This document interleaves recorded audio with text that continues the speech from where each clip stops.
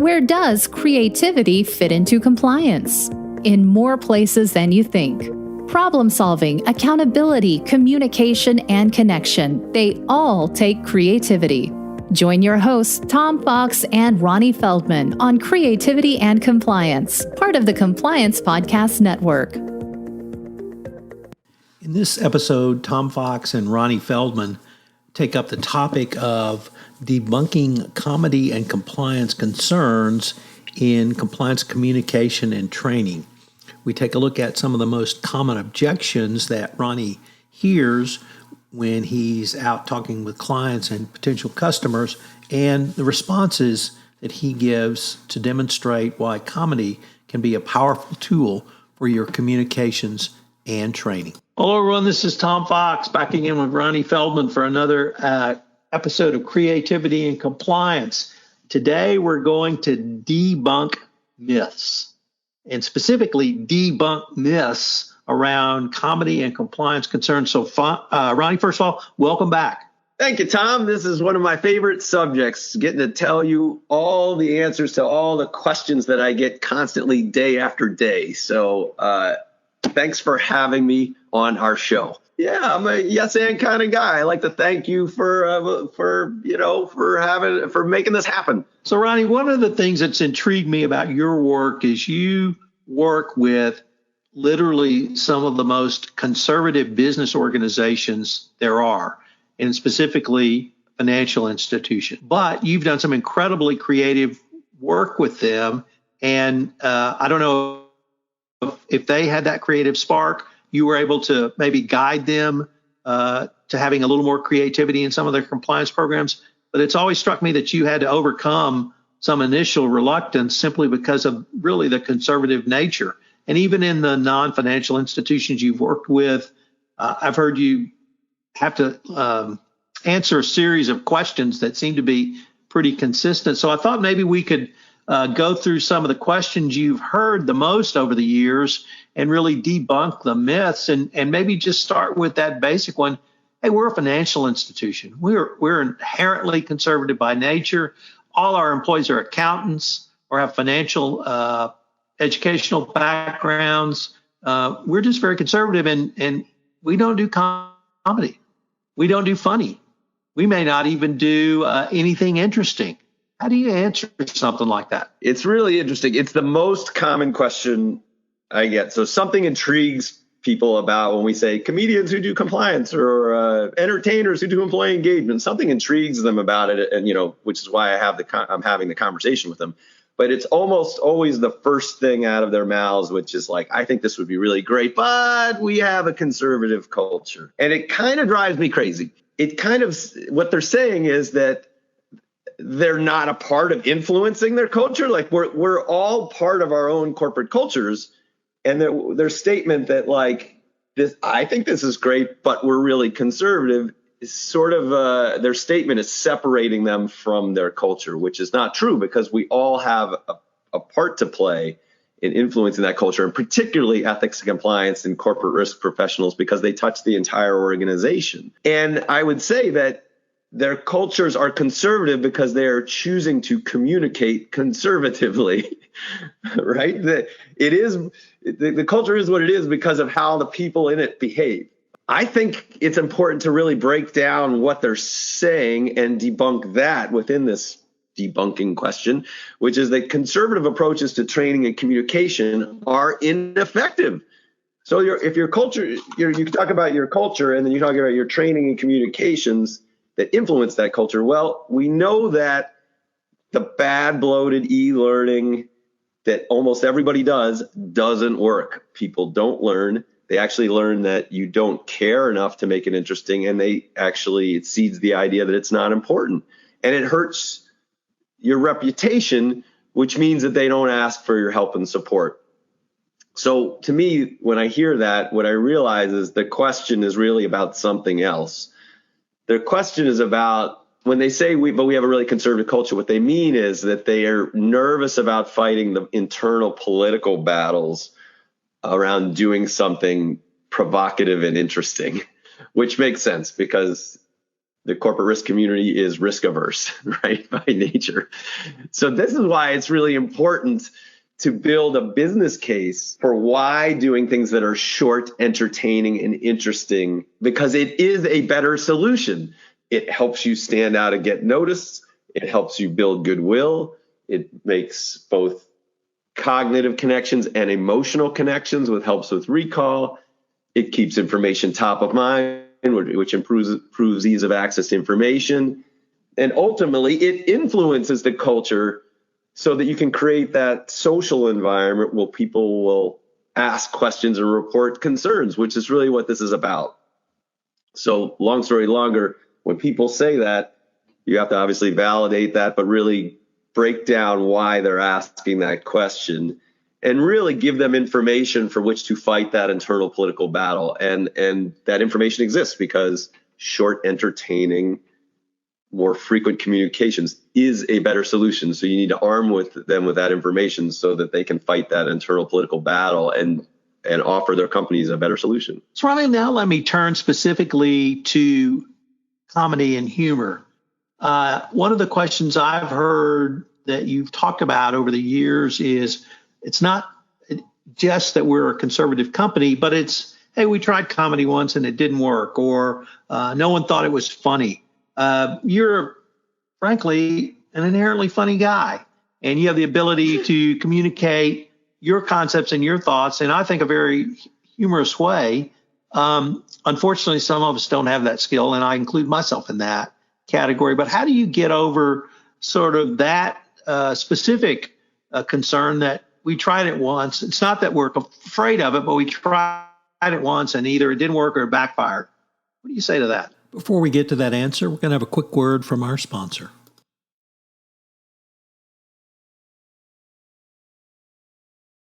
In some ways, it's a pretty silly question because it's like we don't do humor here, or we tried humor once it didn't work. So, I mean, if you really think about what they're saying there, I mean, it's kind of ridiculous because we're all human beings that watch TV and read books and listen to podcasts and watch commercials and go to shows and play games. Everyone inherently has some creative aspect to what they do. I mean, people are self-deprecating about that. The point is that we all crave interesting and fun things, right? We all know that learning is better when it is entertaining. Entertainment is better when it has some sort of learning or point of view on the world. I think when people say we don't do humor here, or we tried it once and it didn't work, I mean, I guess you got to think of it this way.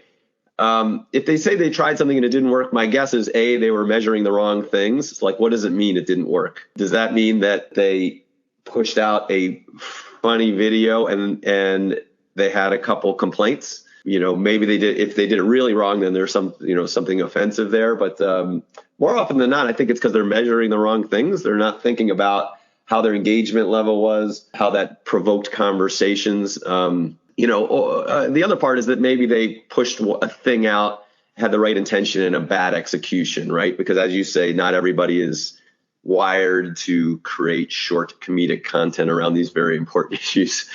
So they're either measuring the wrong things, or their intention was good and their execution was bad. But this is where I come back to the whole idea of there's no single way to engage a multicultural, multi-generational, diverse global workforce. It doesn't exist. And most companies will try a thing and push it out to everybody and then go, well, that didn't work. Well, again, I think the best way to mitigate your risk and engage the most people is to try lots and lots and lots of little things, little short, interesting things. And then you have the best chance of engaging the most people over time. It also minimizes the importance of any one thing. This is why in my company, we continually create new things, because we're like, well, you don't know what people are going to like. And different people like different things. So let me think of how to wrap this up. So to me, this is all about not putting all your eggs in one basket, engaging through variety and surprise. By the way, is the listening audience hear that noise in the background? Do you hear that, Tom? We do. What's going on, Ronnie? Yeah, well, we're recording this the day of the Air and Water Show in Chicago. So they just started practicing. So now we have big planes flying overhead. So anyway, sorry for that little break in the action there. But what I'll say is, again, entertainment is more than just humor. There's lots of creative ways to engage people, and we should be trying more of them and lots of them, because the idea that humor doesn't work or that we tried it once and didn't work is really just silly, because we know that all the things behind that, people are human beings and they crave these things. They actually really want you to try these things, because what they don't want to be is bored. Ronnie, you've used a couple of phrases I want to follow up on already. When you were talking about or responding to the question, we're a conservative company, you talked about the business case. In answering the question about comedy, you talked about measurement, metrics, and engagement. Those are things that compliance officers should be thinking about. But specifically with the solutions that you're bringing around communications and training, when you have that conversation with a compliance officer, do they understand the need for a business case for a service that L&E would offer? And do they understand why, after you've implemented that service in the form of communications or training, that they need to measure it to see if its effectiveness, whether it's engagement or whatever the measure might be? Are those conversations that when you sit down with compliance officers, they understand that? It's conversations that I have all the time. The way what I'll say is that I think that you used a couple of terms that I think are very familiar to business professionals. You talked about business case, and you talked about, after a solution is implemented, measuring the effectiveness or engagement. When you sit down with a compliance professional and talk to them about the business case for your services or L&E Creative Services, and then after they implement that solution that you deliver, measuring it, testing effectiveness, is that a conversation that compliance professionals understand, or that you have really on a routine basis with your customers? Yeah, it's definitely a conversation that comes up pretty frequently, and it's an important question to ask. When it comes right down to it, we're trying to create a program that prevents problems and is defensible in case something bad happens. But what I would say is I think sometimes we're measuring the wrong things. Like a traditional program is measuring 100% completion rates on the e-learning that they did once a year, and that you're following the herd on that one, because we know that doesn't necessarily teach anybody anything. And we've talked a lot about how historically what that seeds the idea is that compliance is not important because it's infrequent, it's long, it's boring. Employees feel like you're just pushing liability onto them. So yes, they completed it, and you can show if something bad happens that they took the test, but you really aren't preventing the problem at all. You're just checking a box. So I think the things that we need to be measuring is how often people have been made aware of and access policies and resources. And one way to do that is with short, frequent posting and pushing of information, or embedding commercials and information that drive traffic to these resources. So one of the common measurement tools that we always recommend is how many people access the code of conduct now, how many people access your policy portal now, and then implement this a year of more frequent, positive, interesting training and communications, and then measure how many more people are accessing those resources. Hotline measurement is another one. How many people are using it now, and how many more people after you've done these campaigns? And preferably, you're measuring these things periodically throughout the year, over time, right? Because you can't, you've heard me rant on why the once a year Speak Up campaign is meaningless, or why you take the quiz right after you've just received the information and you pass it, but have you retain that knowledge 6 months later, 9 months later, right? So to me, the things we should be measuring are access to information, how frequent you've accessed that information, and then things like, and this is more on the softer side of the statistics, but like, how do people feel about the organization? Do they trust leadership? Do they trust ethics compliance? Do they feel like there's a sense of organizational justice?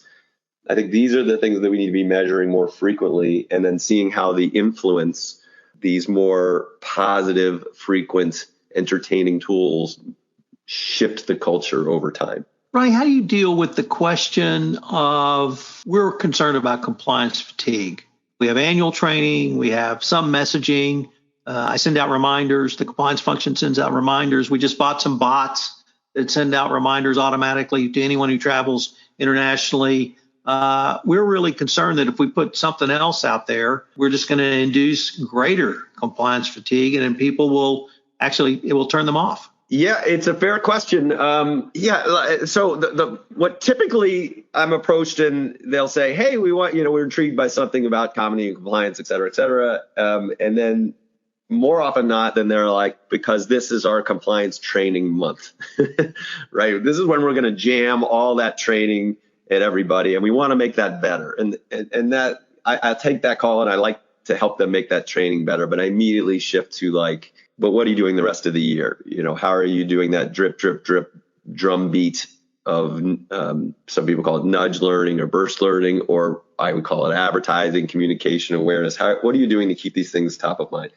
And often they will then say, well, we don't really have an appetite for more communications. And the reason is because the stuff that they're pushing out is awful, right? It's boring, and it's finger waggy, and it's preachy. And that's why people get fatigued, because they don't want to see it, right? You guys, we're Tom and I are looking at each other, and he's wagging the finger at me, right? Nobody likes that. Sure, I think the thing that we're trying to do is avoid message fatigue, which is why we need to constantly, what do they say, put old wine in new bottles. And me and my organization are constantly trying to give you new bottles, right? We're trying to find new ways to keep a consistent message about integrity and speaking up. And we're all in this together, and the things that bond a company to each other, bond people to each other around the positive. And the best way to do that is to be entertaining and to vary the entertaining wrappers in which we change those messages. And I think there will always be a constant need to reinvent yourself and to find fresh new ways to make those messages feel fresh. It's kind of the thing that gets me up in the morning is there's an infinite number of ways to be entertaining, and we always try and find different ways to do that. So anyway, the message fatigue comes from because we're saying the same message over and over again in the same ways, and we're doing that in kind of a boring, preachy way. You don't get employees crave interesting, different.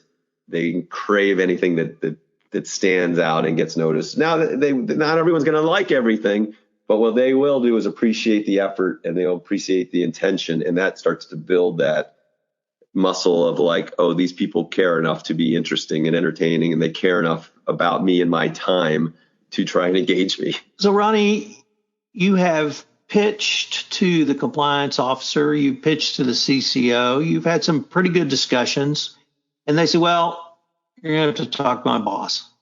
And my boss is the general counsel. So you're sitting across from Tom Fox, and he says, although I find this mildly amusing, we have some real core training here. And that core training is, we teach people what the law is, and we expect them to follow the law. And this might supplement that core training, but we have core training, and people take that annually. And I'm a lawyer. You tell me what the rules are, I'll follow the rules. I recognize not everybody is as moral as I am, but we have core training that we have to push out.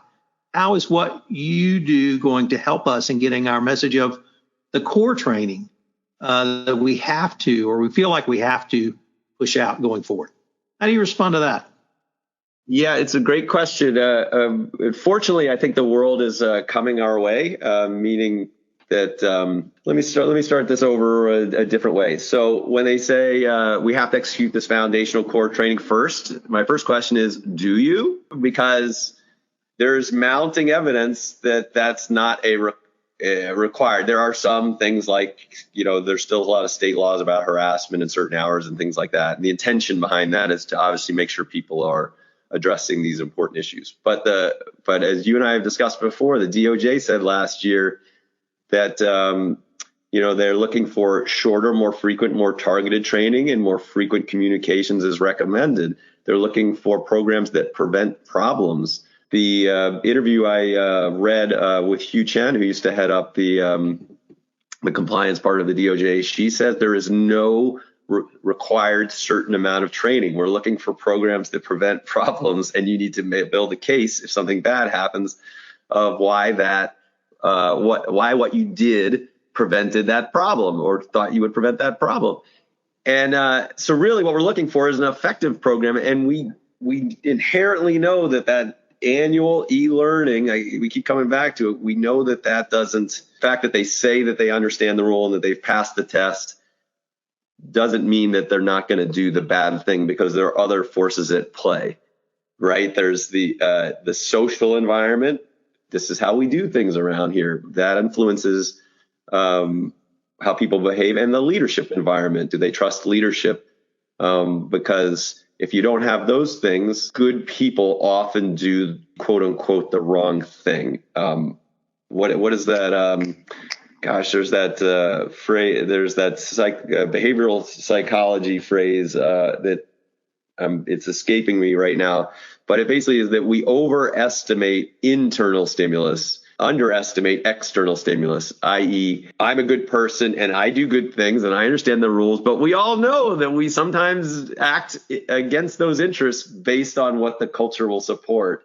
The common ones that I've often referenced is they'll know that eating bad foods will affect and having a bad diet affects their body, but there are other forces at play. We have the knowledge and we have the understanding. There are other forces at play. And one of them is, I've been good. I deserve something bad.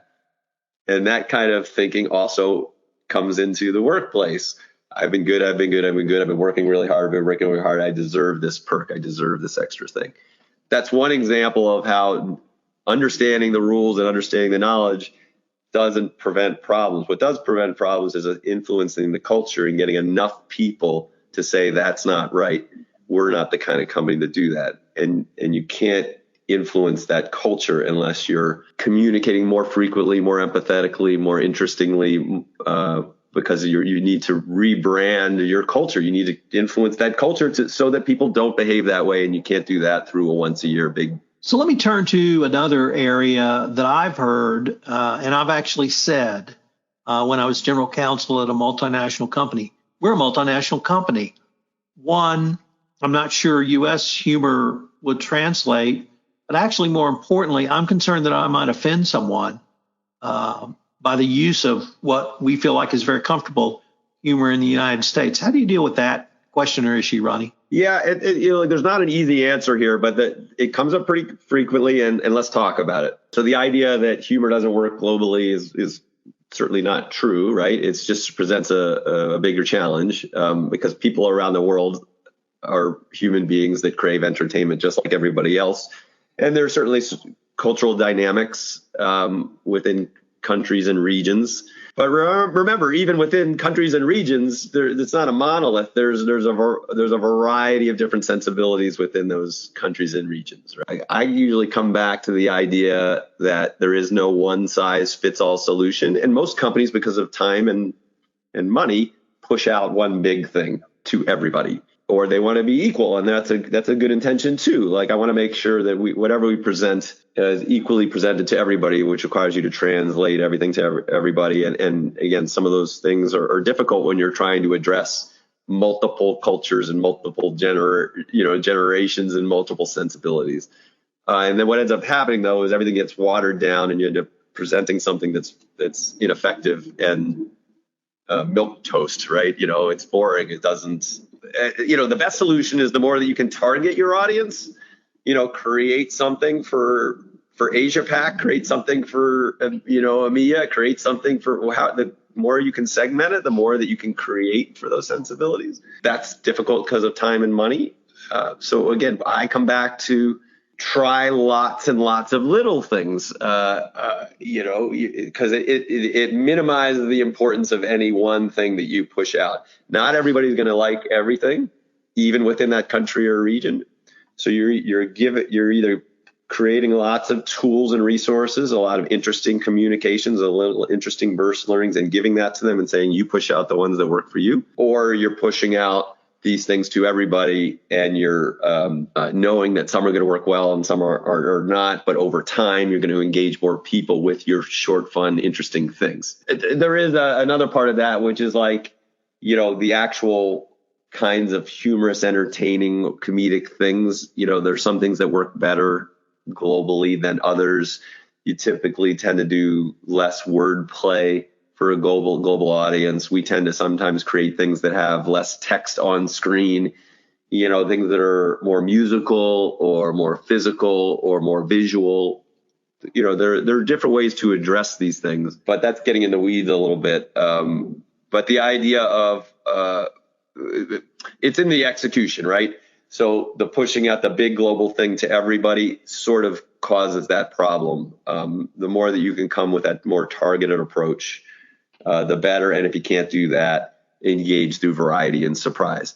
But remember, being entertainment is not, it's not just a luxury. I would argue that it's essential. Because otherwise, the other things that we're talking about come into play, which is that people don't trust you, they don't pay attention, they don't engage, and then the culture sort of starts filtering the wrong direction, and then you got a bigger problem. Well, Ronnie, unfortunately, we're near the end of our time for this episode, but this has been a great episode, and I know you're getting ready to head off on a great holiday, so be safe, and we'll catch up with you when you're back. All right, thanks, everybody. Be fun, have fun, be entertaining. Thanks for joining us for this episode of Creativity and Compliance. If you enjoyed the episode, make sure to subscribe and leave a review.